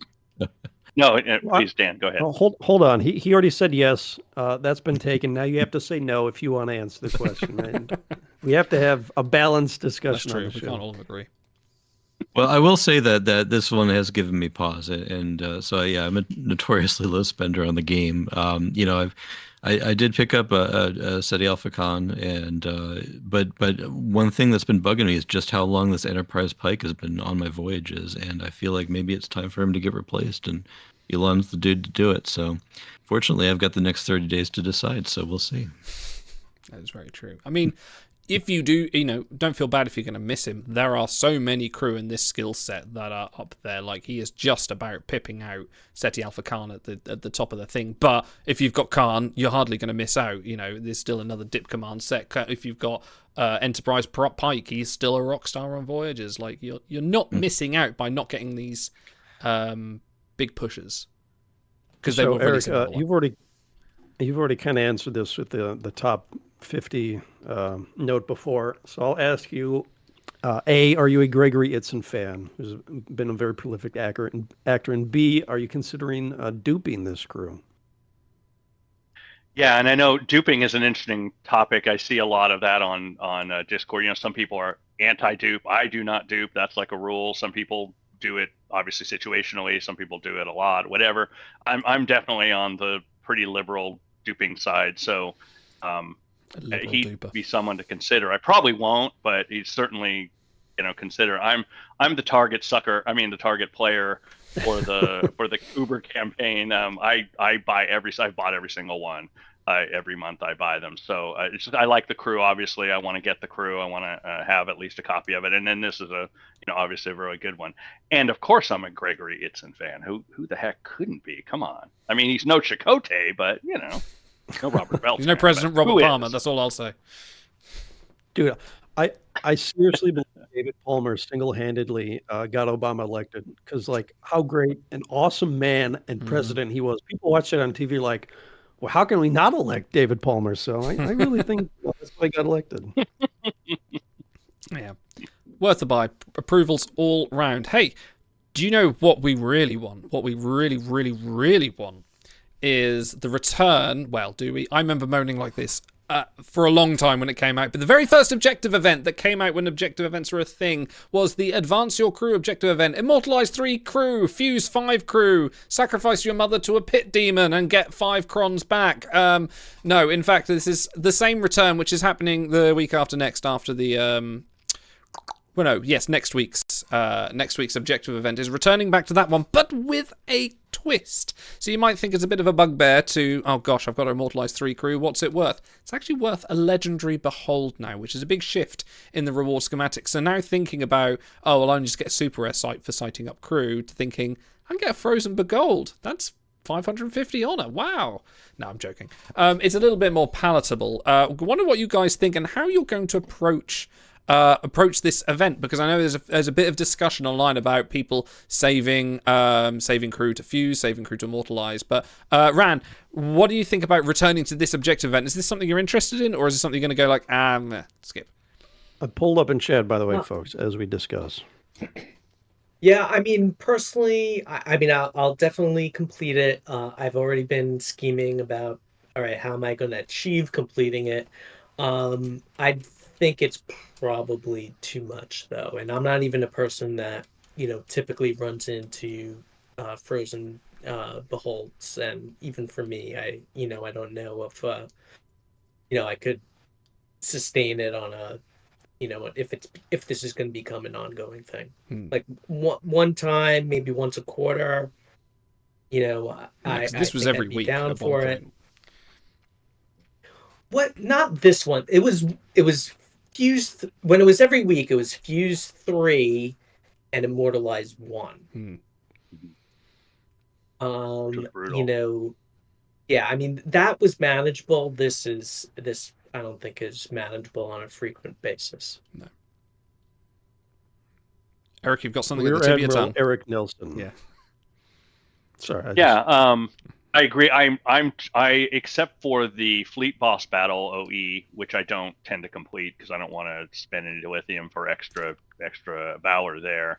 And even as a casual fleet, we knock down an Ultra Nightmare more than once a day. More often, we always have one going. We always knock them down and then farm. The other they get back up again? Personal rewards, which is never going to keep them down. So, right, exactly, Chumbawamba. All right. So, but that's the nickname we've been been searching for Idle. Chumbawamba. We're gonna keep that moving forward. Thank you. Is that Klingon? Yeah, Yes. yeah, yeah, with a K or a Q, maybe. Maybe it's with a Q. Just a bunch of No, apostrophes. that was Spocky's character name in the Klingon SDA we did. He was actually called Umber, House of Umber. That's great. Sorry, carry on. Nice. But I, other than that one, I always finish off the OEs. And yeah, the reward's a little lackluster. I mean, the golds for me are almost always 500, 550 honor now at the level I'm at. But it's still kind of fun, and it's gambling, and you hope for, and every once in a while it pays off when I get something I've only got 2 or 3 stars on or what have you. So yeah, I'm definitely going to do it. But yeah, I think Rand's right. I hope it doesn't come around too often. I don't think it's super sustainable at that level with the rewards. Think about strategy for people that have been talking about this recently. Is like, I know a lot of people are sort of like getting their voyages and going, just keep the trash. You'd normally airlock on a voyage. You're going to have a few 1 stars in there, and if you need to fuse, I'm guarantee you'll probably get a few 2 stars as well in there that you need to get. Or everyone's probably a little bit surplus on credits these days. There's definitely more opportunities to get them. Buy a few 90k packs, get it in there. Like it's. I don't think it's personally a hard achievement unless you're a newer player, in which case, it's gonna be tough because you're already struggling to immortalize crew anyway. Go on. No. You're always trying to move things on. We're enjoying life. We're just placating in each other's company. I also don't think it's that hard to sustain. Granted, I'm an Ivory Tower player, Idle and IR, so we're not your common man, but. The more important thing is that WRG seems to have correctly identified the beholds are fun. They're awesome, and they're sticking them into everything. Now they're in Voyages, now they're in Gauntlet. Now mixed beholds, there's like 15 of them up in the time portal at a time. People seem to like beholds, and they're realizing that, so they're going to keep adding them, it seems, everywhere. So I'm a fan of that. We like that dopamine as you hit. said, in terms of strategy, yes, that is the biggest dopamine hit in the game. In terms of strategy, I just leave the voyage, the overflow sits for a week. So once you see the objective event up, just don't collect your crew. I already have 3 fuses waiting to go. 2 of them are cadets, so they can be immortalized too. So I'm basically almost done, more than halfway done with the requirements. I just need to level them up. But yeah, not everyone, is running long voyages. Not everyone has a lot of credits to spare. So as a once in a while, maybe every other month kind of thing, that might be a nice addition.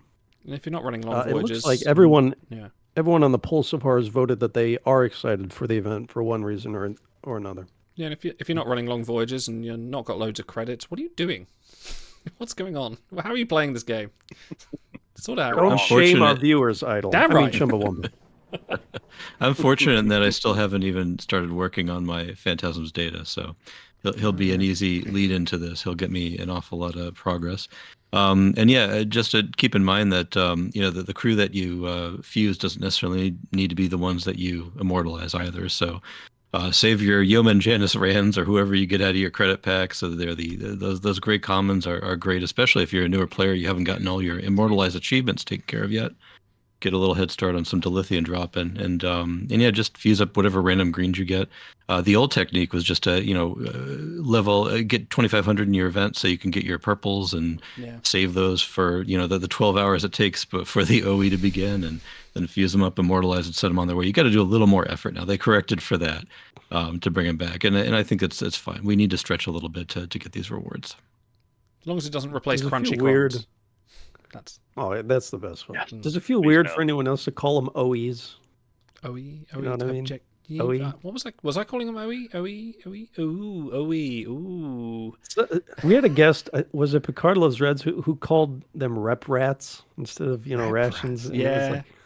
I've heard. It's these fun little nicknames we have in our head about things. Certs instead of sites. I've said. Oh yeah, all sorts of things like. You give it your own name depending on your dialect or how well you are at reading. Like speaking today, someone saying, "I didn't realise it was the Vedek's trail, not the Vedek. I thought it was the Vedek's trial."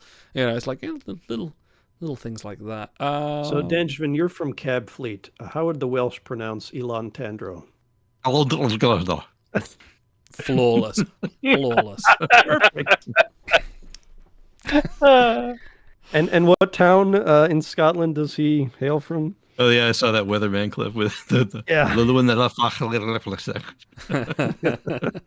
I think I forgot about 8 syllables on that. Yeah.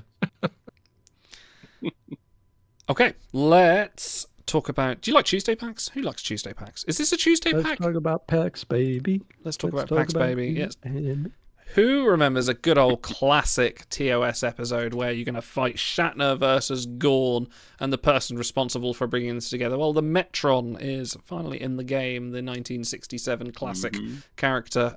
Void Rank 35 Side Dip Command in a Tuesday pack with the Metron trait. We have our very first Metron and probably only Metron, so Metron Polestars will be getting high up on the list, which we'll be talking about in a minute. But talk to me about this crew. okay, maybe because I feel like I might actually be the youngest one on this episode. Do you guys remember Stuart, the character Stuart from Mad TV, with the blonde hair and the bowl cut? That's Yes. what Metron looks like. You're right. right. That reminded me of him. Okay, maybe you it can. is. I'll tell you what. I'll send you an image. You pull it up right. and idle. So dumb. And then you talk. And someone tell me about this crew. I thought you were going to give me the flavor I'm just text. say no to Tuesday packs. So. You never know. Say you're a frequent Tuesday pack flyer, are you? Go. What's your impetus for that? No, I said just say no to Tuesday Oh, packs. oh my god! I've never seen this person before. This is all right. Hang on, let me bring this up on screen. It's maybe not the Flavor best great. picture I could have picked, but we'll roll with it. Does he evoke feelings, affection? Can't unsee that in my mind now. No, Thanks, Otto. that's pretty spot on. That's pretty good. Okay, well, give us the flavor text, Auto. Say the line, Auto. Finding the crew of the Gorn ship and the Enterprise to still be savage, the Metron pit the captains from each vessel against each other. However, Kirk's decision to show the Gorn Captain mercy impresses the Metron as well. 223 characters for this. This has got to be like the longest flavor text, right? Yeah. Have we ever rated? It is number 1. Oh, we've eclipsed Miranda Jones for the longest flavor text in the game. Incredible. Wow.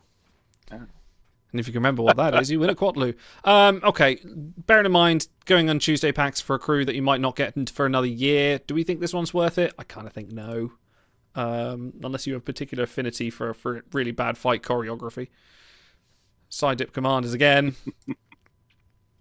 a common skill set. Well, as who's I the mentioned crew- before, I went after it. So just Who's lost the out side to dip Frank. command we But talked about earlier in the show? Sorry, what's that? Oh, people person Quark. Oh, yes. Okay. So let's assume you could only pick one because they're the same skill set, and I just made that rule up. Would you rather have Metron or people person Quark? Metron. One vote Metron. I'd take Quark because of the art. Yeah, so would I. I was going to take Quark because main Oh, cast, wait, I took him. Ferengi. Oh, main cast. The old main cast rule, back when we had show megas. Well, I only say Metron because it's TOS, so I'll always go TOS when other things, although and I didn't even watch DS9 for the longest time. I only watched it for the first time about, 4 or 5 years ago, something like that. Wow. And it's probably the best Trek ever made. I Or at always least love a late classic, DS9 older bloomer. Trek. Yeah, I had hate for it, but it was ignorant hate. So I went back, made myself watch it, and I'm better for it because it is a really personal good growth. show. It Yeah. really is. Well Yeah, done for I overcoming grew. those boundaries. You can take down those Cardassian flags now. All right, here's the real question. What will the Metron Polestar look like? Because lately with aliens, they just do the face or spots or a nose ridge. Are they going to use his Lego man hair for I think the they're gonna have Metron to. Polestar, or is there something else identifiable? Didn't he have a chair? Should be Or am I Michael thinking of something McDonald. else? Actor. Yeah, they should just get a picture of Stewart from Mad TV and use that. Put it up there. I think that's probably about as much as we can say about this crew. It is a crew that exists within the game. Great sandals, Good which we sandals. discuss on the new Big Book podcast, Is this episode 1. how many feet do we have in this game? I know there's quite a lot of interest in feet these days. It's something I've just heard on the internet. I wouldn't know much about it, but there's not- 5,280 in Yeah. a mile. Yeah. in a mile. In a mile. Is this the first time we've seen There's a a lot of proper barefoot toe? crew. Yeah. Oh no, If you want to have Caretaker a barefoot Taurus. collection, there's That's a lot. true. For That's the true. for the fetishists among us, go collect Caretaker Taurus. Indeed. Knock yourselves out. There's a good toe on that she is. Metron. There's a good toe on that Metron. We need And- more of that. One of the Burnhams where she got her That's boots true. sucked off in the Resistance vacuum. Burnham. Correction, Yeah, sir, that's yeah. blown off. There you go. Blown off. Uh, sucked off. We're having about the worst possible crew discussions today, and it's kind of grossing me out. So Yeah. Okay. Well, in which case, let's do something more fun. Let's bring back a classic. Let's bring back a classic bit of Timelines Talks segment. love it or list it. Love it or list it. We're having tacos for lunch. It's lunchtime. Think I'll get some guacamole.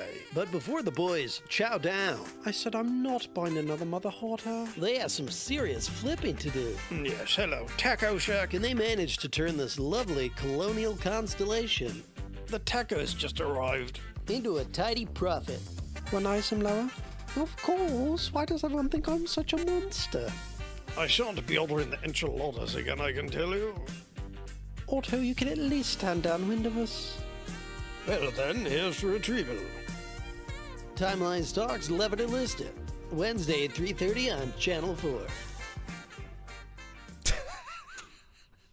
I can't It's so much remember. worse than I remember it being. Let's never ever do this segment. Tacos. Tacos for dinner. Tacos. We're never doing this segment again, so enjoy it while you. That's possibly one of the best ones we've got. All right, we're bringing back Love It or List It since we had a request from one Genos Idanian to bring back this feature for a special couple of poll stars. But also, why do you want to talk about? Let's bring up the right one. No, that's Chakotay's face. No, that's Metron's face. Here we go. The Kalhire Wharf Constellation. Go on, so this is your because idea. Genos asked us to. That's why. It's that easy, folks. If you want a segment on the show, just send in the fan mail. Please give us content. We're struggling. Yes, you can clearly see. All right. Klingon, Federation, Starfleet, spiritual, brutal, desperate, romantic, musician. A lot of really huge pools in there, so it's not great. But brutal is a recent collection. Klingon and musician have some use. Love it or list it, gentlemen. Would you keep it? Would you open it? Is generally the impetus here. Mr. Eric Nelson, love it or list it? I'm supposed to be polling these. Sorry, I'll get the next one. I open all of them. I don't Wow. sell any of them. So I can open some of the. Well, no, if it's other than rarity or trade, I open all of them just because it's fun. I mean, it's like gambling. It's like kind of fun to see which all. Will I get another Federation Starfleet or human from those who have those, or will I get something actually decent? And I look at the sale price first, and then I open it and see if it was worth my 1,000. Open it, and yay! If it's more, I won, and if it's less, I didn't. And then I move on. It's just a little personal quirk. It's just a little fun for me after the dailies. Ran, love it, list it, move on with your life. Yeah, I'm sort of in the same boat as Eric. I'm open them all, but I would say, and this one has like extra appeal because Federation Starfleet, no human. It's like 33% better than your average installation. True. Dan the man. Yeah, so we got the only real spiritual musician. Those are the only two pollsters that really interested me out of here. So we got like a 25% chance of pulling those out. I would like to. Do you have the stock up on- gambler trait, Dan? Yeah, I think I might because I'm looking forward to the next Portal update. I think we might be due to get Rock and Roll Mariner in that, depending on how the cut is. Yeah, there's a few good musicians. There's a lot of good spiritual cards. You need spiritual more often than you think you need. I think this is a good one to love. I'd hold on to it, and if the time's right, I might crack a few of these, see if I can get what I get. You have brought up a good point with all these mixed beholds that have a billion crew in them. One thing that does do positively is make the next Portal update more exciting because you have some crew that you didn't want to spend for that you now can retrieve. So that's a nice. I look at this in terms of collections as well. Klingon's a big collection. to get. That's going to be an expensive pole star, and I think with some other useful ones like romantic and musician are quite niche ones. There's some good poles in here, but you will probably open it and get Starfleet. And that's always my thing. I've got so many Starfleet pole stars, and I just have to sell them all until that one time when I actually needed a Starfleet pole star and I didn't have any, so I bought one for like 30 ISM off the market. Here's what happens. We've actually got another one. Otto, you brought this one up, and Eric, since your prolification, 400% value. Absolutely. Since your prolific constellation opening habits, would you open this one? First Officer Riker, Human Federation, Hello, chat. Starfleet, Desperate Marksman, Gambler. Would this one pique your interest? Well, I open them all, so I would open it. But yeah, I wouldn't expect anything from it. I'd expect to get shafted by Human Starfleet or Federation. I sure would. But Eric, I don't. It's the bit. You got to play it up for the bit. Like pretend it's a tough decision, and then you know. No. No, screw you. I'm not playing. So keeping in mind, the Marksman Polestar goes for 100,000 ISM right now. These people are living in mansions with ISM money. Well, here's a point to this one that might make you think about it anyway. There's, unlike some of the other characters that are trait heavy that are going to have maybe 7, 8, 9 traits, there's only 6 here. We've got a 1 in 6 chance for marksman. That's not bad as these things go. Yeah, 50% is complete shafting, and you get something that's worth like 30 ISM. But I mean, I just think ISM is valueless, other than it does one thing, and it doesn't do anything else. There's no other reason to hoard it or anything, even though I do. So, who cares? So yeah, I think it's worth opening, but I wouldn't expect much. I have one job on this lousy ship. It's stupid, but I'm gonna do it. Okay? By the way, no one tell Eric that you can buy dilithium with ISM. When he finds out, he's going to flip. Oh, what a noob. No, it's the other way around. You can buy ISM with dilithium. Actually, can you? I don't know.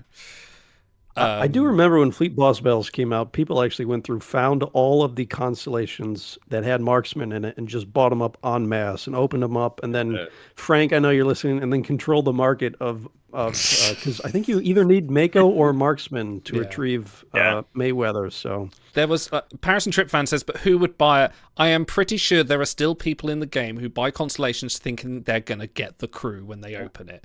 I'm pretty sure that's the reason a lot of constellations still sell, and they haven't quite understood that's not how it works. Save 100,000 honor with this one trick. It's still valid though. Who would buy this one? Even thinking you're getting First Officer Riker. Well, First Officer Riker is the crew that they didn't even give equipment for. It's such a trash crew they couldn't even give him a unique build. Couldn't be bothered. Okay, I feel like that's the most we're going to get out of this bit.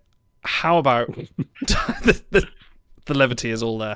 Let's talk about one final crew for the evening. And this is probably going to come from, definitely coming from my favourite episode, one of my favourite episodes of Enterprise, as I flick through here, from an episode we're going to be watching on Sunday. So come and join us for the watch-along Great plug. Yes, 2 Rights Orange Channel. For our watch-along of Star Trek for Enterprise's Unexpected. This is Pregnant Trip Tucker. I don't know why I said that Australian, but here we are. Eng Dip Psi, Voyager Rank 116 fella. I'm thinking of Steve Irwin, Starfleet captain again, and how an amazing idea that was. Who wants this crew? Anyone? Voyager Rank 116. The USS Stingray. Yes. No, that's the Klingon ship that defeats him, I feel. Too soon. Tucker was faced with the fact that if you play a game on an alien ship, you can not only have fun, but also get pregnant. They usually don't go with fun flavor text for the non-animated crews. So play games, win prizes. I'm surprised they didn't go with I was a complete gentleman. Or is that the arena? He was no, it says postnatal responsibilities, which is a lot less fun then. That is a lot less fun. Who wants to rank for him? I know I am, purely because I've been wanting this character for ages and the art's nice. Yeah, I'm gonna be going, like I said earlier on, I go for everyone. So I will be picking them up. Yeah, I'm always same looking here. to I get do another 750. 750. That's good. Yeah, you get 2 stars on that. Yeah, I'll pick one up too. Although, I mean, it's not as urgent because we for anybody that earned their Machine Man Paris or bought the campaigns for Caretaker Tours recently, or just even got their Phantasm's data finished. This skill set is pretty stacked right now. But man, I can't wait to see him on my bridge.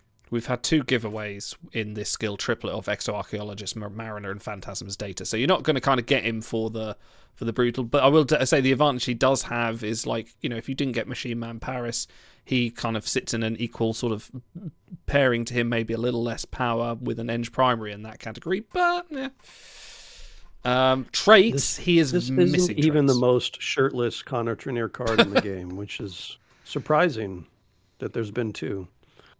This is the bruise he got after the game, accepted to pregnant. Yeah, after Giscana. Yeah. Mm-hmm. Traits wise, he's trash. There's really not a lot there. How many people were waiting for not only a good Tucker, but this exact Tucker? Me. Oh, auto's cutting out. Racing liners. Oh, we've lost him.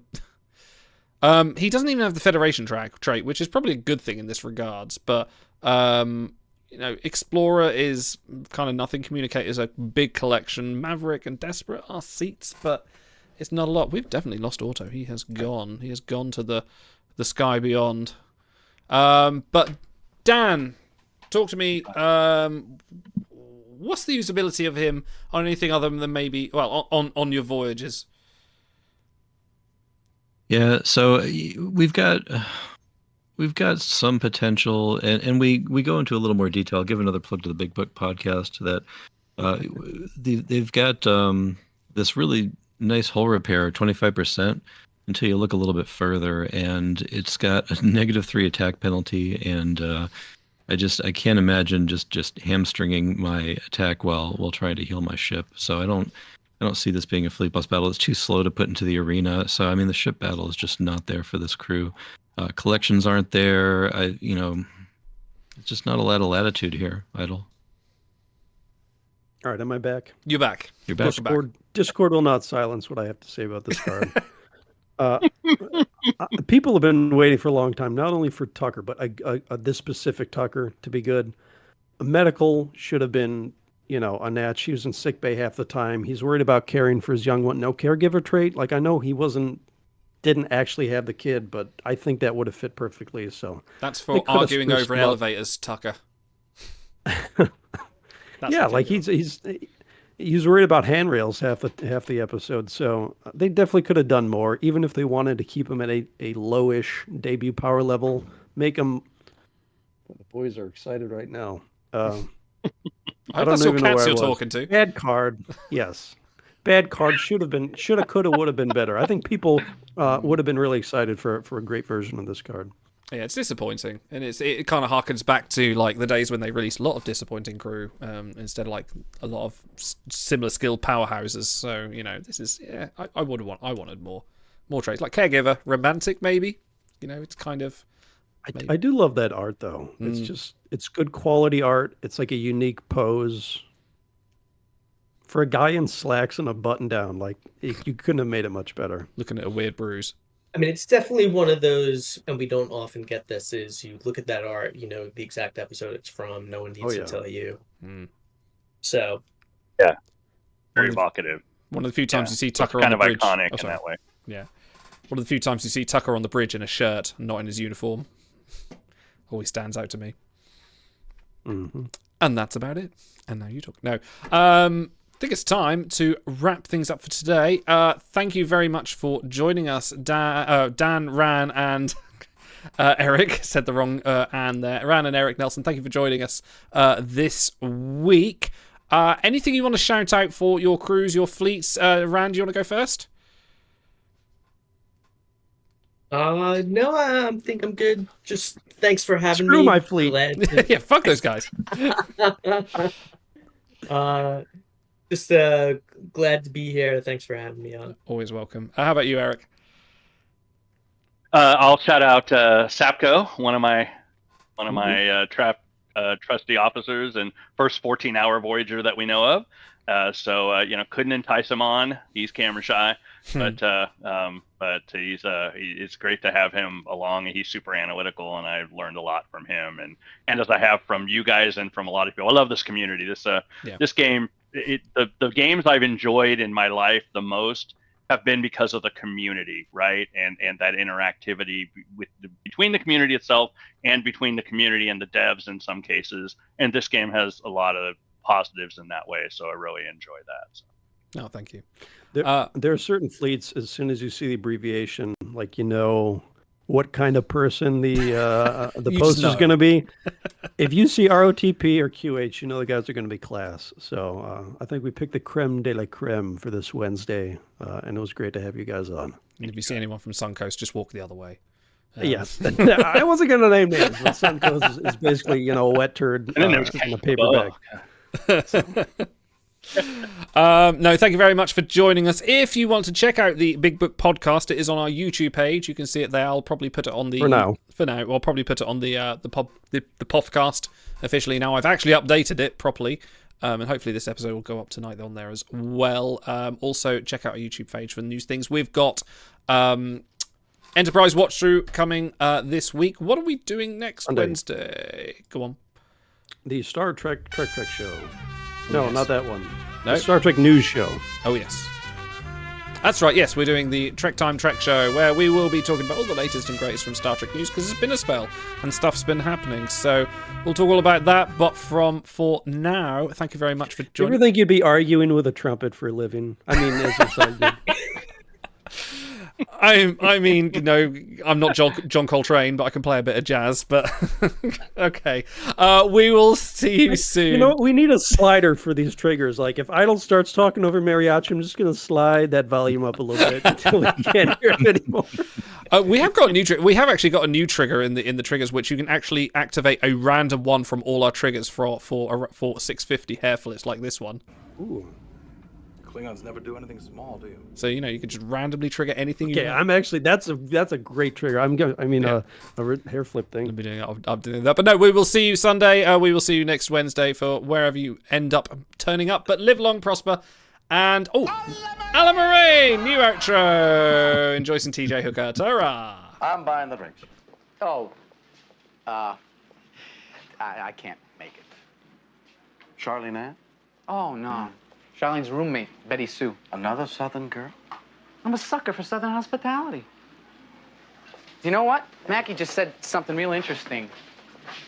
You used to be a narc. I also used to be your age. I don't know. Somehow I just can't picture it. You with long hair, a beard, a purse, and doing Serpico. Listen, Junior, I had a three-piece gray flannel suit, had short hair, made a point of being clean-shaven. For undercover? Most of my busts were dentists, stockbrokers, and advertising execs. With your sorry wardrobe, I'm surprised you even owned the suit, let alone a three-piece gray flannel. I didn't say own, Romano. I rented.